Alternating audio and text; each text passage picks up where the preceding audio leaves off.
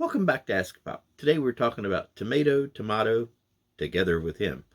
Okay, I was booting up my work computer today and it got me thinking about all the different languages that we deal with on a daily basis.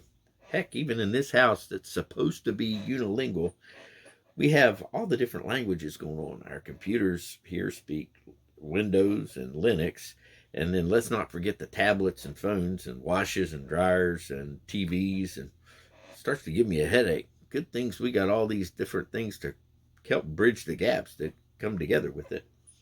And in the years past, the language barriers were just that, barriers. Just 22 years ago, Tony and I went over to Venice for a trip of a lifetime. And while we were there, we had a minor emergency that landed us in the hospital. And if you know, you know. DM me and I can give you a little more information on it. But while we were there, I was frantically trying to leave the hospital, and it was 5 a.m. and I was running around trying to find the exit. And I couldn't find the exit, but I kept finding all these signs that said Ustica, 5 a.m. in a big Venetian hospital. Might as well have been Greek signs to me, because that was 10 years before the iPhone and 15 years before they had any handheld translators. On the other side of the barriers was one of the favorite games that we used to play in college called Axis and Allies. Now, that particular game, you used to replay World War II from the spring of 1942 on. Yeah, I'm a geek in that. I was a geek in college too. And the big difference there was we all spoke English and we would all talk during the week before we'd play it on the weekends. So we'd come up with these little secret plans and secret alliances. So World War II played out way differently because we were able to communicate before we go in and play the game. Now, God had confused all the languages that we had at Babel.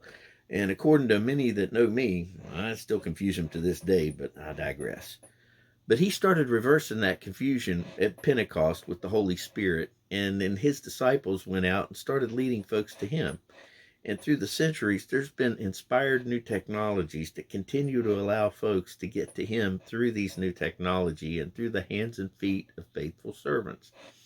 Samuel's tomb is a perfect example of what can be done when people choose to look to things that unite instead of divide people. When folks choose to lift up people instead of trying to divide people. Just a thought from a guy that does windows, but also likes cement while polishing chrome.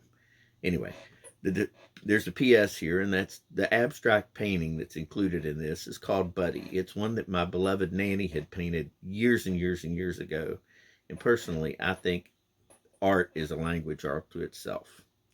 The Bible verses today are Genesis 11, 1 through 9, and Acts 2, 1 through 12. As far as questions go, how do you view technology in today's ministry? Do you think it helps or hurts? There's no judgments and no right or wrong answers here. God bless you. Have a great day.